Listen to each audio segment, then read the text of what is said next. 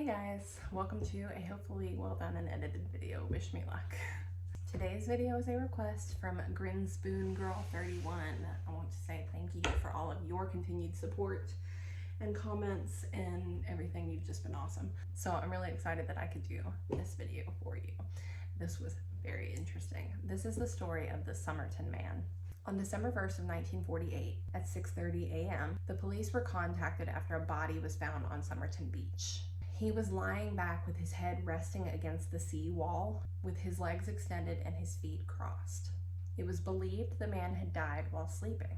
An unlit cigarette was on the right collar of his coat. Witnesses who came forward say that on the evening of November 30th, they had seen an individual resembling the dead man, lying on his back in the same spot and position. A couple who saw him around 7 p.m. noted that they saw him extend his right arm to its fullest extent and then drop it limply.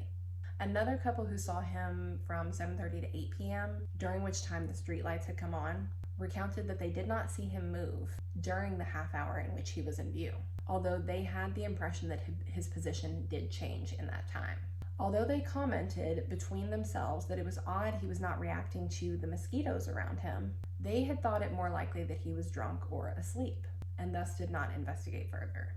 Another witness came forward years later in 1959 and reported to the police that he and 3 others had seen a well-dressed man carrying another man on his shoulders along Somerton Park Beach the night before the body was found. According to the pathologist, John Burton Cleland, I apologize if I pronounced that last name wrong, the man was thought to be aged about 40 to 45 and he was in top physical condition.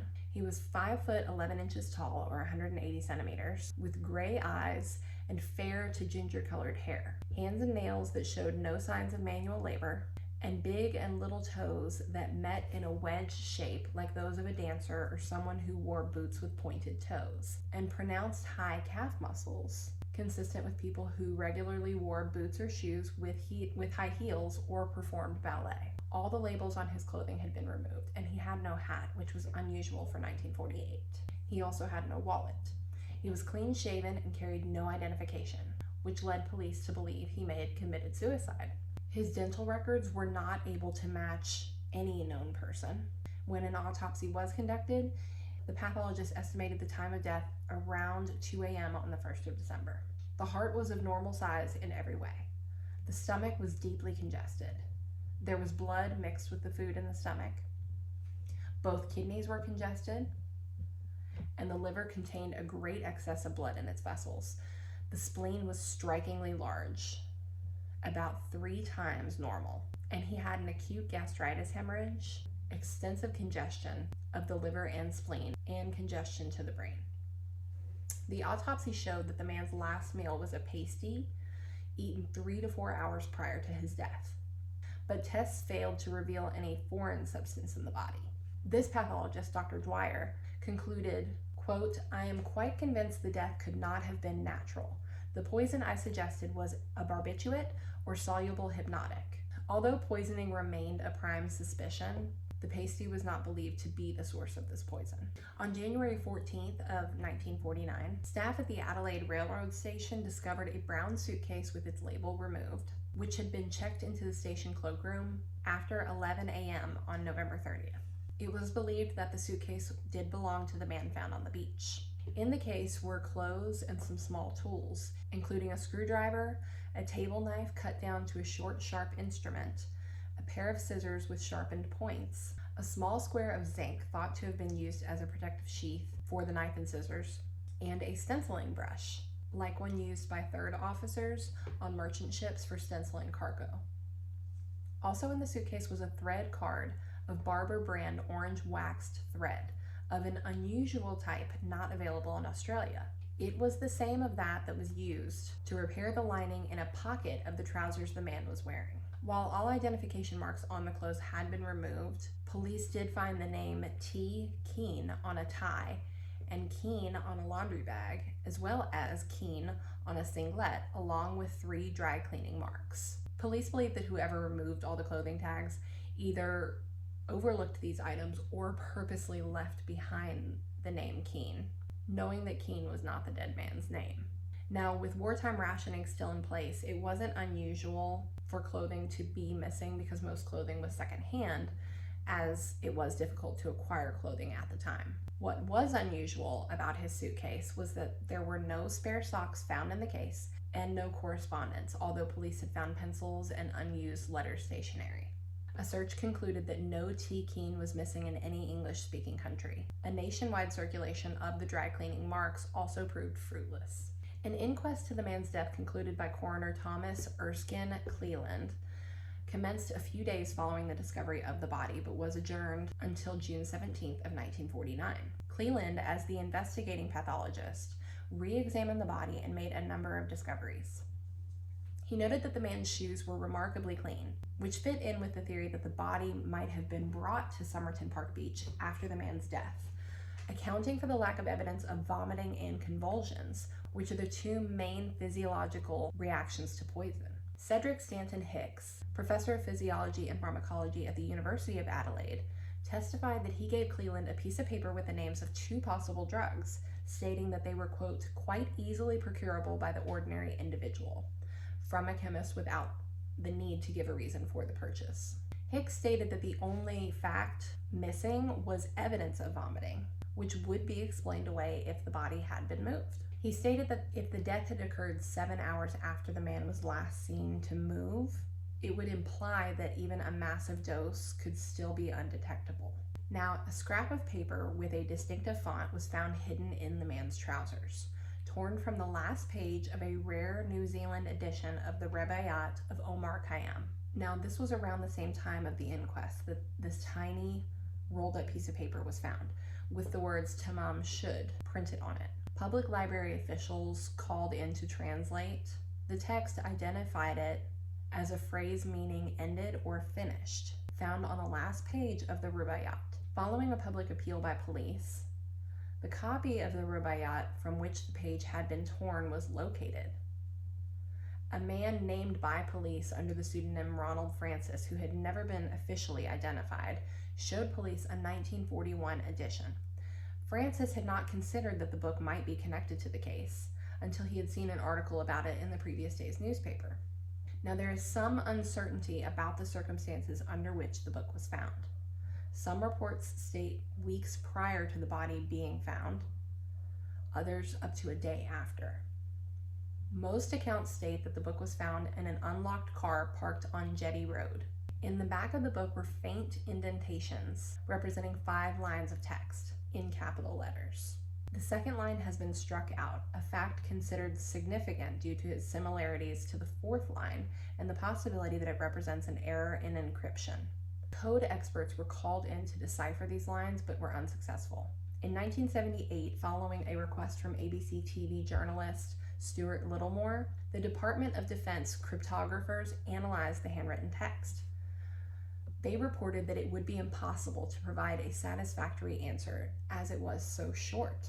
A telephone number was also found at the back of the book, belonging to a nurse named Jessica Ellen Joe, as she was known, Thomson, who lived about 400 meters north of the location where the body had been found. When she was interviewed by police, Thomson said she did not know the dead man or why he would have her phone number and choose to visit her suburb on the night of his death. However, she also reported that at some time in late 1948, an unidentified man had attempted to visit her and asked a next-door neighbor about her. In his book on this case, Jerry Feltis stated that when he interviewed Thomson in 2002, he found that she was either being evasive or she just did not want to talk about it. Feltis believed Thomson knew the Somerton man's identity. Thomson's daughter Kate, in a television interview in 2014 with Channel 9's 60 Minutes, also said that she believed her mother knew the dead man. In 1949, Jessica Thomson requested that police not keep permanent record of her name or release her details to third parties, as it would be embarrassing and harmful to her reputation to be linked to such a case. The police agreed, a decision that hampered later investigation. Thomson's real name was considered important because it may be the decryption key for the purported code. When she was shown the plaster cast bust of the dead man by D.S. Lean, Thomson said she could not identify the person depicted. According to Lean, he described her reaction upon seeing the cast as, quote, completely taken aback to the point of giving the appearance that she was about to faint. In an interview many years later, Paul Lawson, the technician who made the cast, was present when Thomson viewed it, noted that after looking at the bust, she immediately looked away and would not look at it again. Thomson also said that while she was working at Royal North Shore Hospital in Sydney during World War II, she had owned a copy of the Rubaiyat. In 1945, she had given it to an Australian Army lieutenant named Alf Boxall, who was serving at the time. Thomson told the police that after the war ended, she had moved to Melbourne and married. She said that she had received a letter from Boxall and had replied telling him that she was now married. Now, subsequent research suggests that her future husband, Prosper Thomson, was in the process of obtaining a divorce from his first wife in 1949, and that he did not marry Jessica until mid-1950. There is no evidence that Boxall had any contact with Jessica after 1945. As a result of their conversation with Thomson, police suspected that Boxall was now the dead man. However, in July of 1949, Boxall was found in Sydney, and the final page of his Rubaiyat was intact. Boxall was now working in the maintenance section at the Randwick bus depot, where he had worked before the war, and was unaware of any link between the dead man and himself. In the front of his copy of the Rubaiyat that was given to him by Jessica, Jessica had signed herself J. Edson and written out verse 70. Quote, "Indeed, indeed, repentance oft before.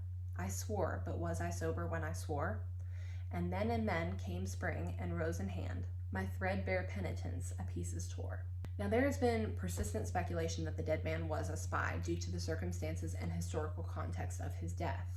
At least two sites, relatively close to Adelaide, were of interest to spies: the Radium Hill uranium mine and the Woomera testing range, an Anglo-Australian military research facility. The man's death also coincided with a reorganization of Australian security agencies, which would culminate the following year with the founding of the Australian Security Intelligence Organization. This would be followed by a crackdown on Soviet espionage in Australia, which was relieved by intercepts of Soviet communications under the Venona Project. Years after the burial, flowers began appearing on the unknown man's grave. Police questioned a woman seen leaving the cemetery, but she claimed she knew nothing of the man. About the same time, Ina Harvey, the receptionist from the Strathmore Hotel opposite Adelaide Railway Station, revealed that a strange man had stayed in room 21 or 23 for a few days around the time of the death, checking out on November 30th, 1948. She recalled that he was English speaking and only carrying a small black case, not unlike a musician or doctor might carry. When an employee looked inside the case, he told Harvey he had found an object in the case that he described as looking like a needle. In March of 2009, the University of Adelaide team, led by Professor Derek Abbott, began an attempt to solve the case through cracking the code and proposing to exhume the body and test for DNA. An investigation showed that the autopsy reports of the Somerton man of 1948 and 1949 are now missing, and the Barth Smith's Library's collection of Cleland notes do not contain anything on the case.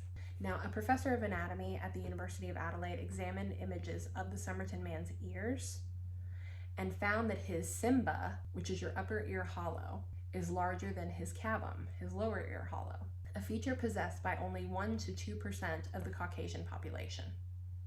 In May of 2009, Abbott consulted with dental experts who concluded that the Somerton man had hypodontia, which is a rare genetic disorder, of both lateral incisors, a feature present in only 2% of the general population. In June of 2010, Abbott obtained a photograph of Jessica Thomson's eldest son, Robin, which clearly showed that he, like the unknown man, had not only a larger simba than cavum, but also hypodontia. The chance that this was a coincidence has been estimated between 1 in 10 million and 1 in 20 million. The media has suggested that Robin Thomson, who was 16 months old in 1948 and died in 2009, may have been the child of either Boxall or the Somerton man and passed off as Prosper Thomson's son. According to a 2015 feature in California Sunday, Abbott married Rachel, the daughter of Roma Egan and Robin Thomson, in 2010. In November of 2013, relatives of Justin, as was written in Boxall's copy of the Rubaiyat by Jessica, gave interviews to the Channel 9 current affairs program 60 Minutes. Kate Thomson, the daughter of Jessica and Prosper, said that her mother was the woman interviewed by police and that her mother had told her that she had lied to them. Jessica did know the identity of the Somerton man, and his identity was also, quote, known to a higher level than the police force. Thompson's father had died in 1995 and her mother had died in 2007. She suggested that her mother and the Somerton man may have been spies, noting that Jessica Thomson taught English to migrants, was interested in communism, and could speak Russian, although she would not disclose to her daughter where she learned it or why. Robin Thompson's widow, Roma Egan, and their daughter, Rachel Egan, also appeared on 60 Minutes, suggesting that the Somerton man was Robin's father, and therefore Rachel's grandfather. The Egans reported lodging a new application with the Attorney General, John Rowe, to have the Somerton man's body exhumed and the DNA tested. Now, an exhumation was carried out on May 19th of 2021. Abbott is quoted to have said about his wife and children now, quote, "Whether he's related to one of us or not, we've kind of adopted him into our family anyway, because it's him that has brought us together. His cause of death isn't really what is of interest anymore. It's more who he was and can we give him his name back." DNA testing is most likely currently happening, and we are awaiting conclusion on that. I hope you guys enjoyed this video. If you did, please hit the thumbs up button below. If you have any suggestions for videos, true crime or otherwise, please leave those in the comments below. If you would like to see more, please hit the subscribe button, as I upload new videos some Wednesdays, probably once a month. And other than that, I will see you guys next month.